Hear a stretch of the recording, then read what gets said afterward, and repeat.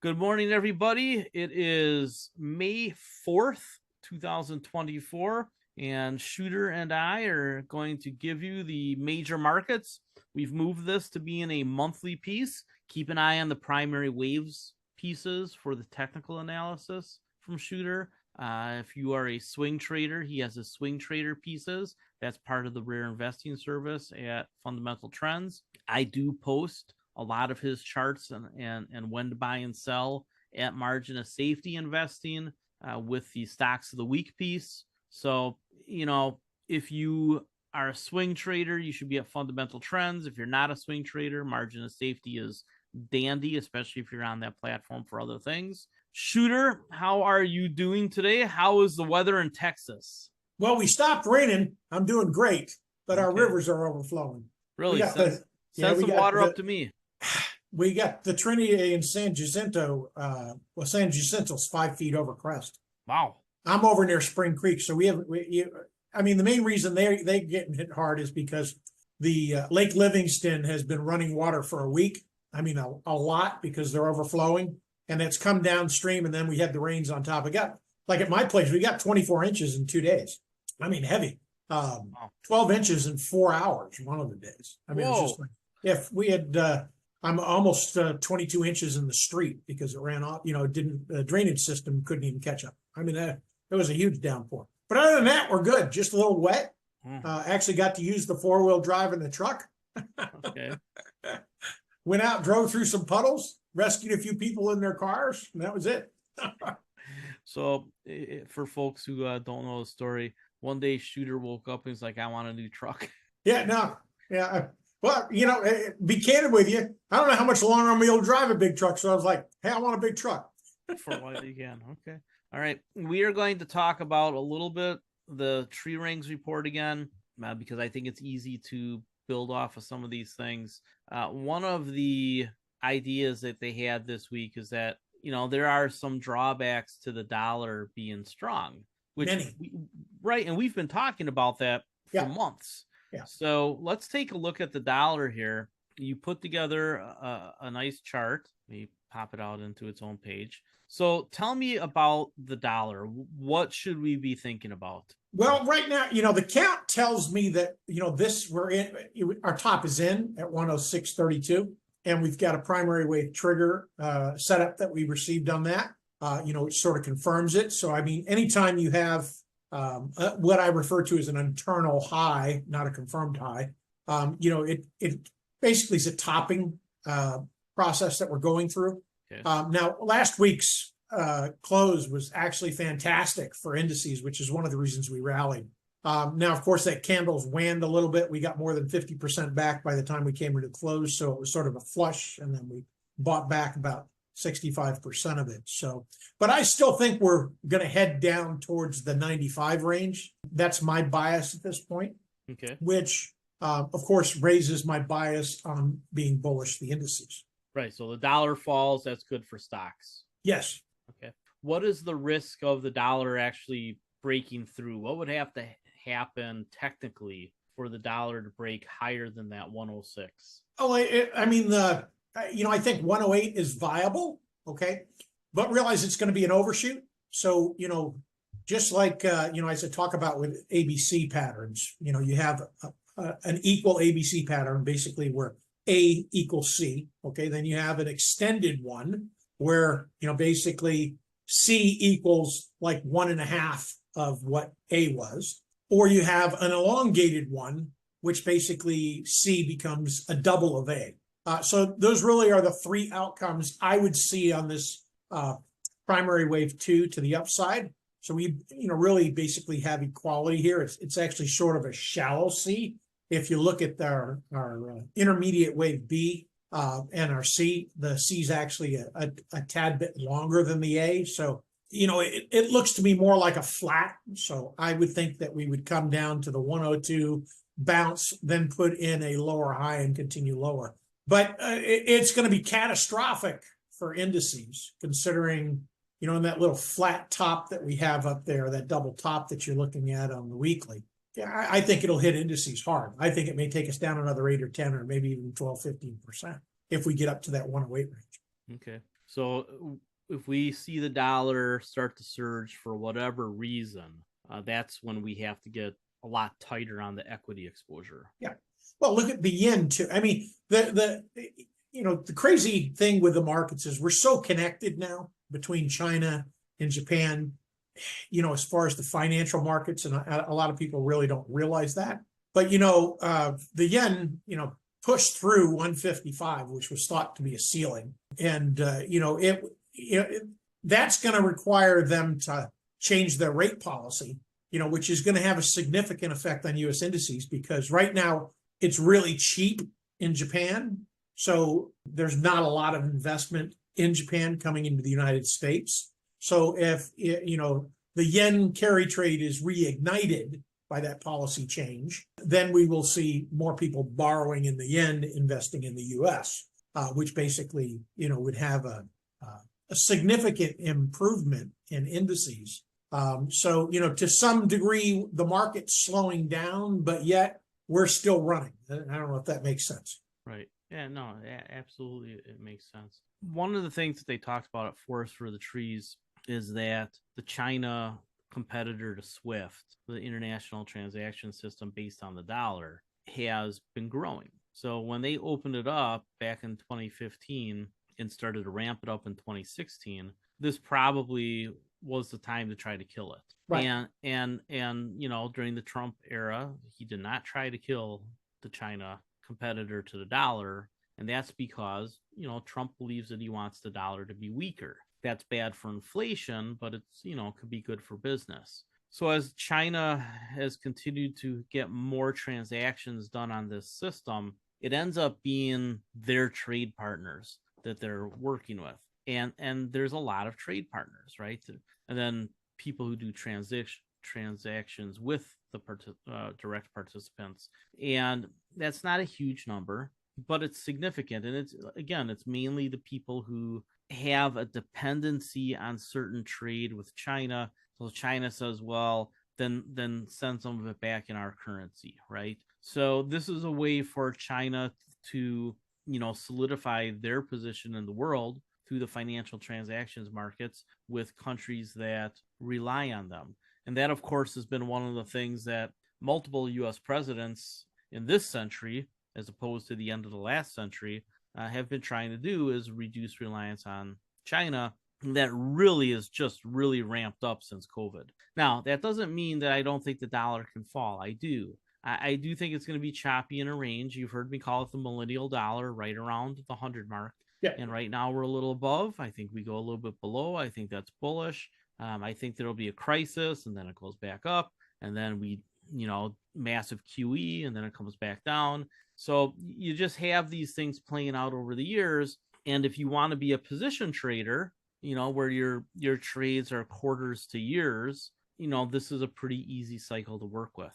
If you are a swing trader, I think it's a little harder because you condense time frames and you're looking at smaller movements or shorter periods of time, not bigger trends. But, the currency markets are super lucrative. So that's what you keep in mind.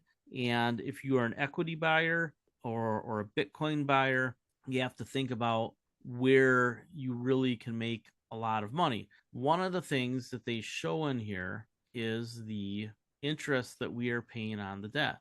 And that's one advantage of having a high dollar. Right.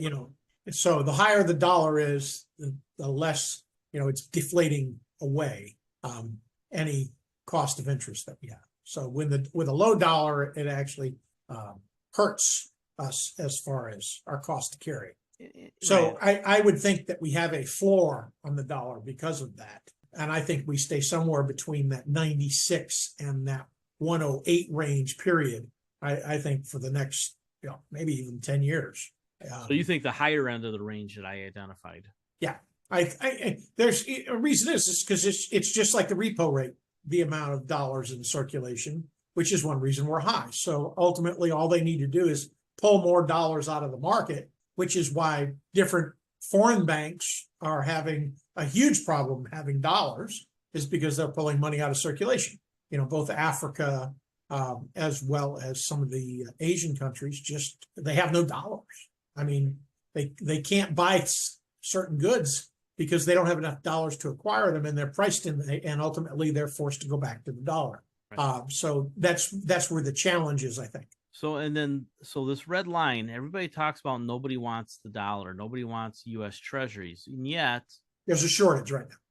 And yet the holdings continue to go up. So the percentage of the outstanding holdings comes down, has been coming down, but the total nominal amount has been going up. So what does that say? What that says is that we're obviously issuing more debt, and the percentage of what the foreign investors, mainly China, Japan, and Europe, and to a lesser extent, the Saudi Arabians and some of the other OPEC countries, who they're still buying, but it's a less percentage of what we're issuing.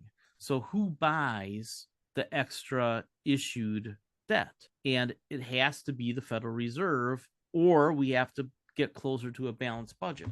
And I've talked about how I think we're going to move closer to a balanced budget, but that still means that during the transition period to a balanced budget or close to balanced budget, which I think takes a decade, there has to be more quantitative easing to get us over the hump, the demographic hump that I've talked about a lot of times. And there's a chart in here that shows the interest rate on the debt.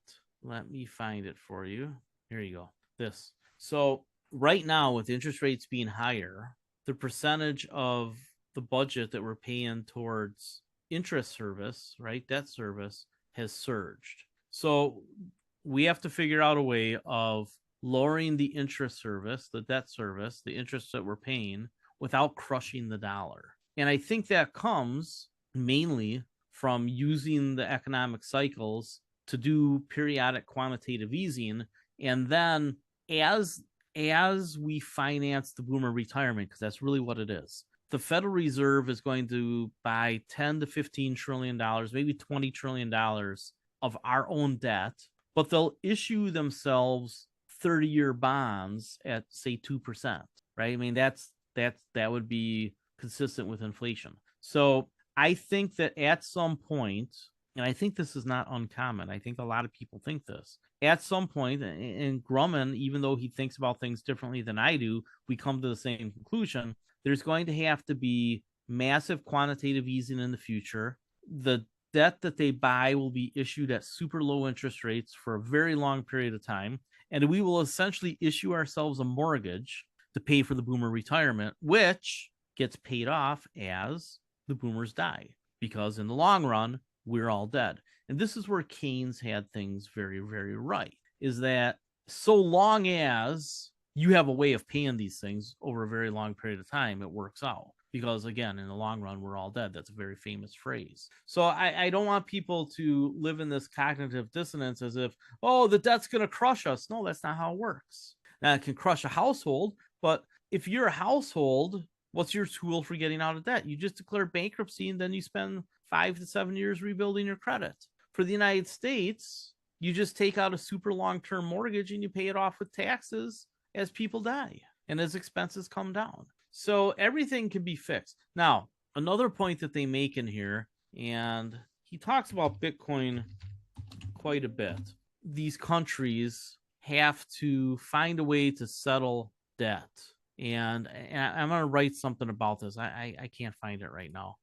They need another currency. And as I've talked about, we have a problem. But you do realize the euro was that. The euro's not it. The euro, no, stop. The euro's not it. Everybody knows that the euro is shit. That's why the project failed. Right. Originally, the IMF put out a report, and I think it was in '87. It goes way back. Yeah. Where they were going to create 3 regional currencies, and the euro was the first stage. Right. So when I was in college in the late 80s, early 90s, I had professors that told me the euro was going to fail just because of the nature of Europe. And they've proven to be right. So the euro is a currency that a common currency that they can use. It avoids having to exchange, whatever, Deutsche Marks for pounds, or well, not even pounds anymore, but for francs or whatever. And it's not a particularly important currency. Mess. Yeah, it's not a particularly important currency, right? Nothing trades in it. I mean, come on, you can leave, you can't even buy anything. I mean, look at the corporations that, and I'm forgetting which country left or was going to leave, and they reorganized everything. But all the financial institutions are leaving because of that. Right. So the point I'm making is that there needs to be an international currency, and as I've said, Bitcoin Or an is, exchange. yes, there needs to be an international currency that can be used. And Bitcoin could facilitate. So apparently, Shooter and I are married, and he can finish my sentences. But yeah, that's what Bitcoin's going to be used for. It's going to fill the gap that the euro didn't fill, and it's incredibly important to the emerging markets, which are as much growth in the global economy as the United States and China and India. I mean, they're super important, and they need to have a way of not getting caught between the dollar and the Chinese and inflation. And Bitcoin is the thing, and all the numbers point to it happening already. So this dip that we're getting in Bitcoin, which we'll get to in a minute, I think is super important. Now, I showed earlier that I adjusted the asset allocation in the 401k plan, and I've started scaling into treasuries, only 5%. Eventually, it'll be I'll probably double it to 10. But I think that there is a chance that we get one more sell-off in treasuries. So tell me about this, Shooter. Yeah, that's actually in last week's swing trade notes, we had a bearish count. And actually, matter of fact, this week I included that bearish chart you have, and the bullish chart you have, and the bearish chart. So we're really at a crossroads. We have a confirmed low, which was our primary wave 3, and a divergent low on that super cycle 2 that you're looking at, which is the purple double line thingy down there. So yeah, it always could become a third drive, and typically they're shallow compared to the leg, which would be the leg between that primary wave 3 and that super cycle wave 2. They're not, so that is very likely actually a shot down towards 70. But I think we need a Fed that is not dovish for that really to get some follow through. Right. There probably have to be an event. Yeah. Something has to happen on the side where, like, hey, they come back next month or next quarter and raise rates. Then I think it's guaranteed to go down. Just the event needs to occur. So, to a good, and you've mentioned it a number of times, he's reloaded the bazooka now. Yes. That's actually going to be in the title of an article. Good. And our problem is the scarcity of certain commodities, and these, just like this flood event. Thank God we don't have a lot of crops on this side of Texas. But there's certain parts of the world that have had, China's had some horrendous flooding, India's had some horrendous flooding, and so is South Africa. So I mean, I think our biggest problem is that drag from that agriculture expense. We still have food inflation that's looks like it's going to continue running. Yeah. Because of scarcity. So that's, if we have, like oil join the camp, it's actually nice that we've got some kind of reprieve, it looks like, going on in the Middle East. But at the same time, it doesn't mean, in these times when you have economic stresses being caused by a higher dollar and the scarcity of the dollar, that's when we tend to have, more of these turmoil events or acts of war or terrorism or whatever, as a result of the stresses in the market, because their system's breaking down.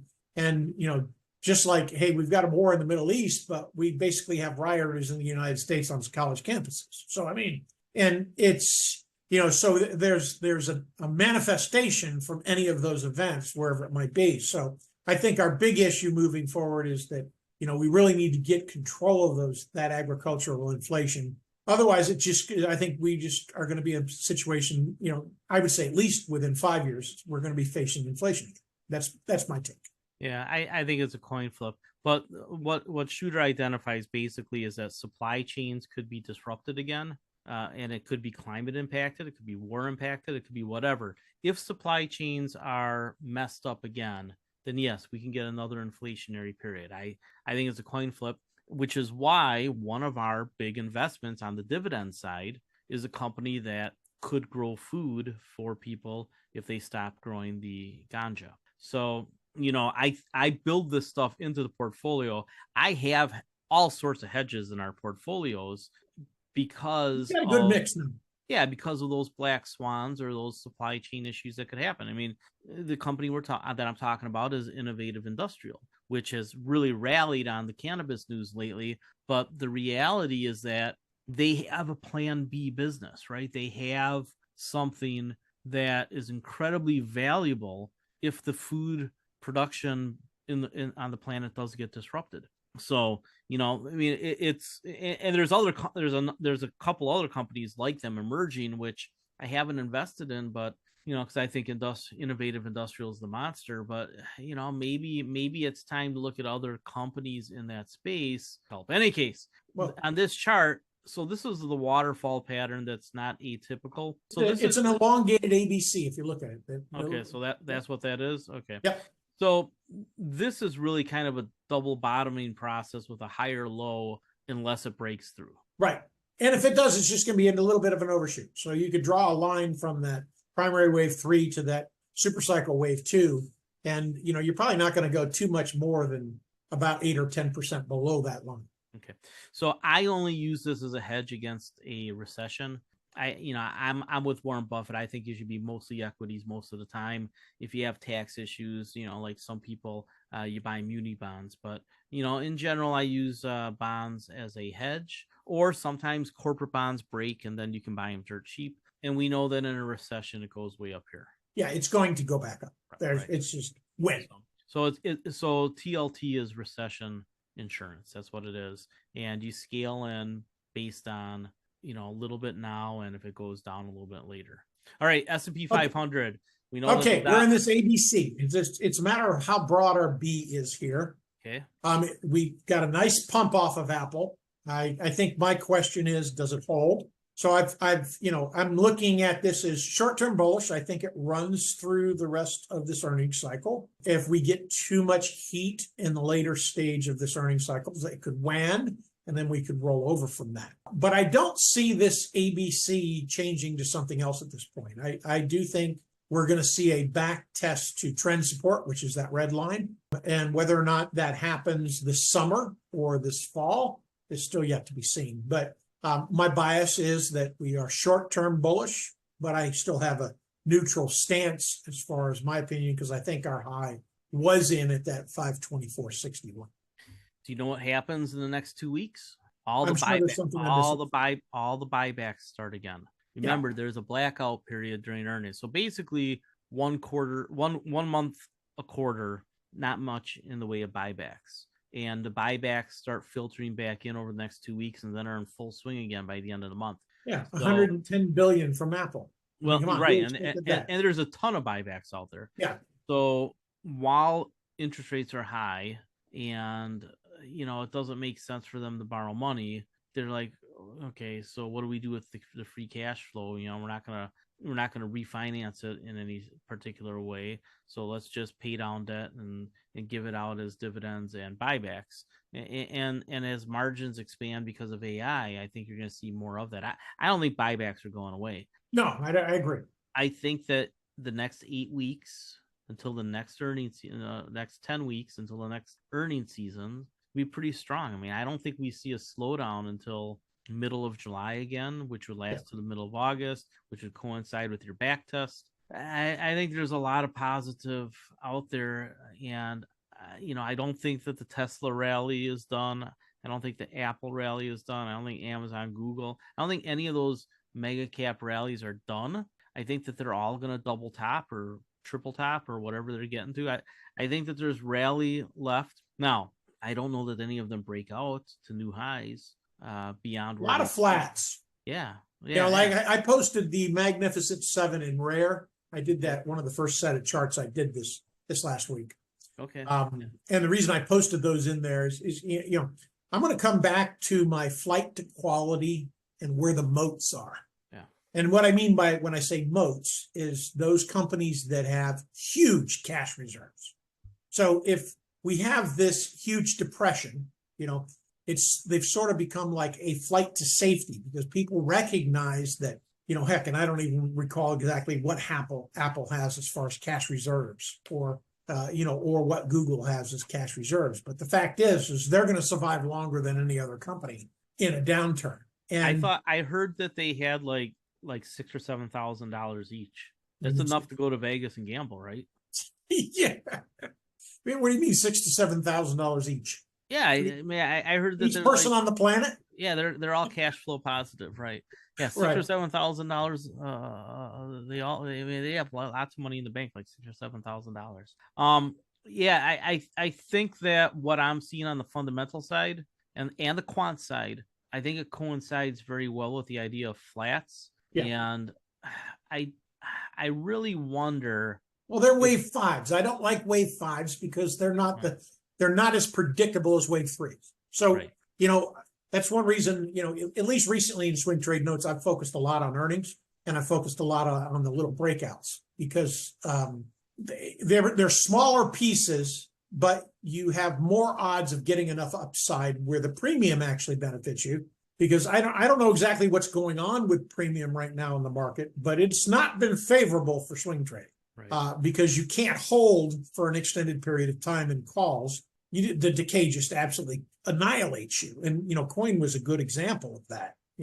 When I first flagged coin, they were running at 1,500 a contract. And when I first entered, I think my first lot was like at 890. And, I even scaled, which I didn't actually show on that P&L, but I actually scaled just before earnings, about another 20% in there. And, so my numbers were actually a little higher than what I reported there. It was just what I disclosed in fundamental trends. But it's where, that challenge is when we're looking at this pump and dump mentality that we're seeing, or outcome or manifestation, that's where it becomes very challenging to hold call positions. And, since ultimately that really is our thesis in swing trade notes or swing trading, that's why we're focusing on really the names that have good setups for breakouts. And then we have a little upside into earnings, 2, 5, 10 days out kind of thing.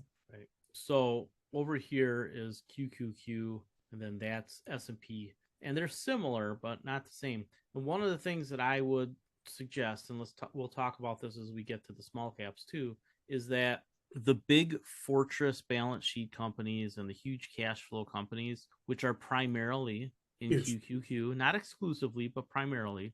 Notice it doesn't have a big drawdown. And actually, it's moved quite a little bit from there. Right. So I think your flight to quality is correct. So I do think that we get up to around 500 on QQQ. Yeah. It back tests, it gets there again. And then out here in 2020, maybe by summer of 2025 or maybe in 2026, at some point, you get a retest all the way back to 400. And if the shit's hitting the fan for some reason, I think we get all the way back down here before the end of the decade. I don't know when, but next 6 years. All right. I think our low is 300 on the NASDAQ. We got to have something happen to get below that. Yeah, maybe. So here's the small caps, and this is where I would talk about barbell investing, right? On the one end, you have the super quality of QQQ, right, and then that quantitatively driven Russell 1000 that's heavy in the Nasdaq stocks, but it's really focused on about the best 60% of the top 1,000 companies, right? You're focusing on quality at the top, and then with small caps, we don't invest in the index, but we watch it to know kind of which direction the wind is blowing. If the dollar does indeed fall, then I think all these down moves, I think it turns around. But in the short, we don't know, right? I mean, right now it looks like it's gonna. Well, the Bollinger Bands are telling you it might squeeze just by looking at those. I mean, but I think our big problem in small caps is the interest rate wrecking ball and that's where your fundamental analysis is absolutely so valuable when you're looking at these companies. Damn right. Is when that rollover of debt is coming, we need to know about that because if somebody's got to roll over all of those January 25, right? It's not an issue right now, but if they need to roll over by June of 24. That's an immediate issue, and we're probably not going to see any upside on that because from what I'm hearing on the financial side from the folks that I have in different places that I know, is that they're getting horrible deals. Yeah. So with small cap investing, small caps are an inefficient market, meaning that you've got 2,000 companies, and then you can add 1,000 micro caps too. You got 3,000 companies. It is impossible to effectively index that in an age when half the people put their money into the S&P 500. The small caps have become more inefficient in the age of indexing than becoming more efficient. So like the S&P 500 has become more efficient. All the information is known and there's large capital flows. With small caps, the information is not everywhere because people just don't do the reading. I mean, it's available, but people don't know it because they don't do the work and because they're indexing to large caps. So in the small cap space, as we've seen with the blowout in valuations, the difference between large cap and small cap valuations is the biggest it's been in 25 years. So you have a lot of bargains in the small cap space. And when I say that, those 3,000 stocks, maybe 300 of them are really good buys. And I found a few dozen. So there are huge opportunities in micro caps and small caps. However, you have to be a stock picker. Have to be. Otherwise, you got to be a good one too. Otherwise, you use a quantitative fund. There's a couple of quant funds out there. I've got the ones that are in the 401k, right? I mean, we have this is the Russell 1000 dynamic multi-factor. It beats S&P 500. And then we have the small cap revenue. These are companies that don't suffer from what Shooter described, right? They don't have problems with financing. So you throw out the companies that have problems with financing with this ETF, and then there is the small cap value with momentum ETF. Both of these beat the S&P 500, and they crush IWM, but IWM might go down when these are going up. So you can't just invest in IWM, which is everything. You do have to filter out the shit, right? You got to get rid of the sewage. And the same thing with mid caps. I haven't been in the mid cap funds, but there's also a quality mid cap fund, which is similar to the quality small cap fund. And then there's a value with momentum fund. So you can use factor funds if you don't want to be a stock picker. And a 401k plan, I have to do it that way. But I'm sure not using the Russell 2000, right? So, a pox on anybody who thinks that IWM is useful as an investment. Can you swing? It's good for chasing banks when the banks are moving. Yeah, but you can use a bank fund too. If you really want banks, just buy a bank fund. Yeah, the only thing is they come after it. That's the only thing is Russell's is tradable from a swing state standpoint when certain sectors are running. Correct. And there are still institutions that use IWM just because their management sucked. Yeah. So, there's enough flow there to trade this. But if you stretch this chart out 5 years, you'd see it hasn't done anything. Yeah. Right? It had that pop after COVID, and that was it. So your barbell philosophy should be QQQ, OMFL, LFFL. I can't remember. OMFL and QQQ. Those are the two funds to own for large cap and mid cap exposure. And then you pick out small caps individually unless you have to use one of the funds. I think that barbell is remarkably effective. And you can see that here I've overweighted industrials because we have all kinds of industrial business coming and they're going to get an AI dividend over time. Not going to be tomorrow, but it's going to happen. Healthcare also is going to get an AI dividend. I reduced that asset allocation just because of the technicals. The emerging markets and Asia and Australia, all these certain places that benefit from a dollar getting a little weaker, their growth getting a little bit better. Asia's a leader. The Asia 50 fund has a little bit of China exposure, which if I just knew there was a deal coming on China, I'd load up. But, I don't know that that's going to happen. I just think it should. And I'm not sure if that's going to happen before or after the election. It's going to happen. I just don't know when. And then this one has a lot of Japan exposure. You've got some small cap emerging markets. You can see that I've really added different pieces of of international exposure here. Still have the technology as an overweight, but when you have QQQ and this fund, you don't need to buy a lot of tech. If I was going to just strictly use the spider funds, right? If I was going to use the 11 spider select funds, which are all each sector, I would probably be 50% in technology, because that's the representation in the economy at this point. So, I'm trying to use factors and quant signals to build a portfolio. The thing about energy is, even though they're in a long-term secular decline, right now they are cash rich. So until it becomes apparent that demand for oil is going to fall, you can be in these. And the harbinger, the thing you got to watch for, isn't an oil number. It's an EV sales number. When EV sales start to surge at GM and Ford, sell the oil stocks. I don't think that's for a couple more years, 2-3 years yet. All right, I think we're done. Do you have anything else that you want to add, Shooter? Outside that Bitcoin looks like it's bottomed again. Did I not look at Bitcoin? Who am I? Yeah. Okay, tell me about Bitcoin. Should we be loading up right now? I think so. Because we actually have a nice green candle behind that one. They came in here. Yes. It was up like $2,000 on Friday. Wasn't it up like the FOMC, it bounced. Wasn't it up like $2,000 on Friday? Yeah, it's like 63K now, I think. Okay. Or at least what it was last night when I saw it. I think 63,400 or something like that. Yeah. I'll write a more expanded piece on what Bitcoin is doing, developing internationally. Folks, I'm telling you, it's going to fill the role that the euro was supposed to fill. Well, like Argentina is making it legal tender. They just passed some kind of bill.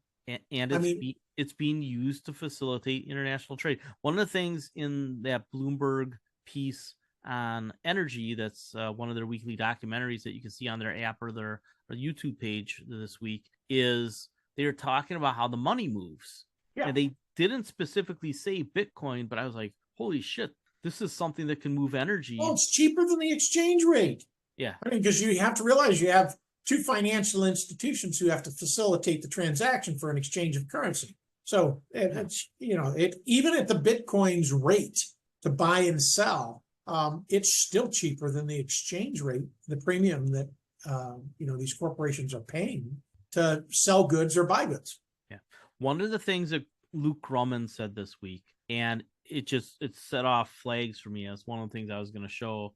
I've already closed it. So Grumman says, to facilitate certain international trade, you need a currency that is backed by something that is neutral. And he suggested gold. Folks, yeah. It ain't going to be gold. It's going to be Bitcoin.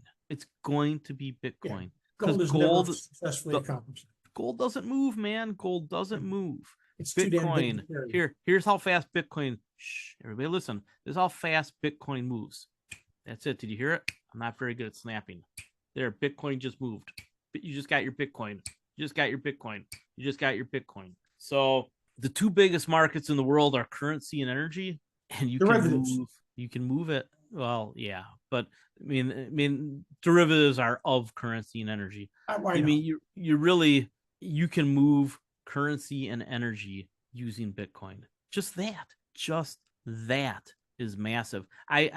I am becoming more and more of a Bitcoin bull, if you haven't been able to tell in the last few years, because of the adoption. The system is deciding it's what it's going to use, and the ETFs are just screaming at you to buy them if you don't want to buy Bitcoin directly. So that's why I'm putting it in all asset allocations. Where other people would used to put gold, I'm putting Bitcoin.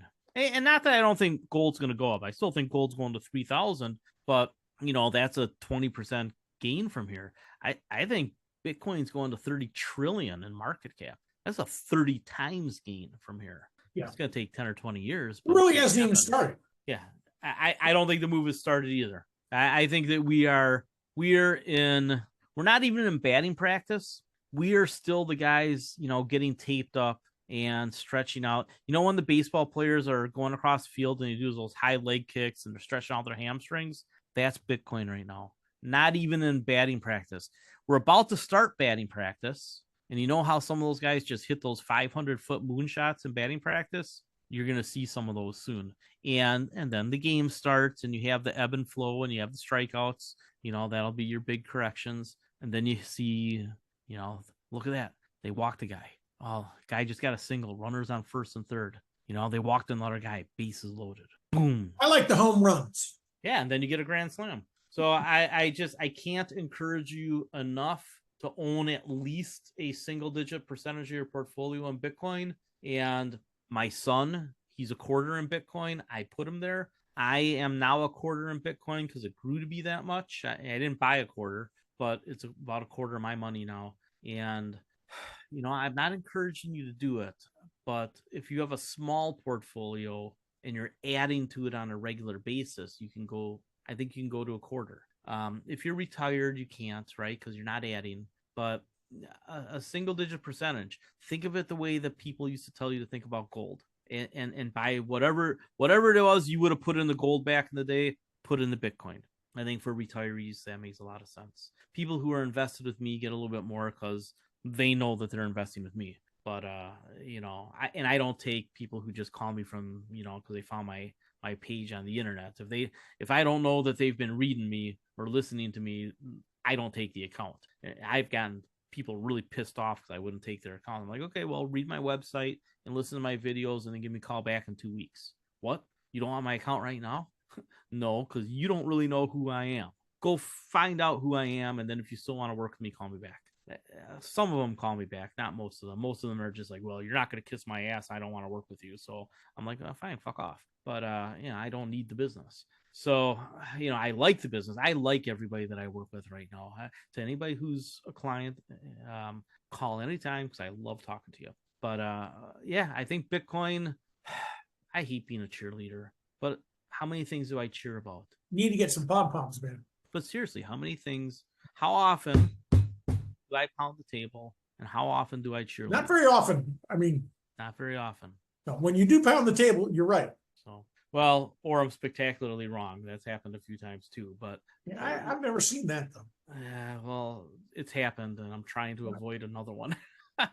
But with age comes wisdom. I mean, I don't know that I'm any smarter today than I was 10 or 15 years ago. I do think that our brain power peaks out probably in our 30s. But I think that we're on a plateau for a long period of time before it turns over. And I think that the accumulation of wisdom and experience and wisdom, I don't know. I feel like I'm a better investor today than I was years ago. And I was pretty good years ago, but I've had rough patches and I've made mistakes and I haven't game planned well. Oh, we've all had those. Yeah, but I'll tell you, just like the poker, nobody is supposed to win 7 out of 10 or cash 7 out of 10 tournaments and win 2. And that's my last 10 tournaments. And I'll tell you what, since about November, I've just been destroying people at poker. And I feel like as soon as these small caps move, people are going to go, holy shit, he just had 10 stocks that doubled. And I think that's what's coming. I really think that's what's coming. And I think that as long as we have the large cap asset allocation right, using a couple of smart funds, we win both ways. We get our barbell, we get our diversification, we have our hedges built in. And by the way, if Bitcoin becomes an international currency, which it sort of seems like it's going to, getting to that level is a pretty steep ride. And we'll have to trade the FOMO here and there because it'll get too hyper once in a while. But then you just recognize that that's what's coming, and you just cost average in. Continue, and then you game plan your way back in, right? But I think our first risk comes in about 150K. That's when I think if the federal government's going to get nervous, they get nervous at 150K because it's market cap. Here's the thing: I think Bitcoin is good for the U.S. government. I do. I think Bitcoin. I don't think it devalues the dollar. I think it devalues almost everything else because the dollar is attached to the world's strongest, best economy. So I think that one's okay. I think the yuan is going to get stronger. I think the yen is going to be choppy for a super long time now. And I think that they had to intervene apparently this week. I think that as the dollar comes down, that takes some pressure off the yen. But I don't think the yen, oh, somebody's got a cute dog. I don't think the yen, I think the long-term bull market in the yen is probably moving into a sideways phase that lasts a generation. And I mean, seriously, a generation. I just don't see it being as strong as it was, mainly because of the resource position. And the euro, I don't think it breaks up, but I think it becomes more localized, and it becomes like the yuan in that it's just for certain types of trade. I don't think any of the emerging markets currencies really do much. Although a couple of countries, and Shooter, look for the technical science here. There are, and I'll talk to Dale Pinkert again in July, it looks like. I think there's going to be a handful of countries, because they're small, like maybe El Salvador. There's going to be a handful of countries that get so incredibly rich by being early adopters of Bitcoin and liberalizing their economies that you're going to have new Singapores pop up. I think a couple of them in Latin America, a couple in Africa. I don't know who they're going to be. Maybe Nigeria, maybe Ecuador or Argentina. I mean, Argentina used to be rich. So there's going to be a handful of emerging markets currencies that do really well. However, you got to pick them. Just like small caps, you got to pick them. So anyway, that's my thesis that I'm developing. I think that there are big, huge investments that you can make over time. The small investments become huge, and I think Bitcoin is going to be a part of a lot of it. So, okay, it's Saturday. The weather's good. I got my flowers planted. I got yelled at already because I have a few too many pots. It's against condo board association rules that some 1,000-year-old woman wants. And I've told them that if they try to take away my flowers, I'm going to sue them. So we will see how that turns out. More on the ongoing flower drama as the summer progresses. I will be in Fort Worth the 14th to the 17th. If anybody's in Fort Worth and you want to come down, I'm staying near the convention center. If you want to come to me, come on to me. Just let me know. And then I'll be in Vegas for most of June, and you can visit me there as well.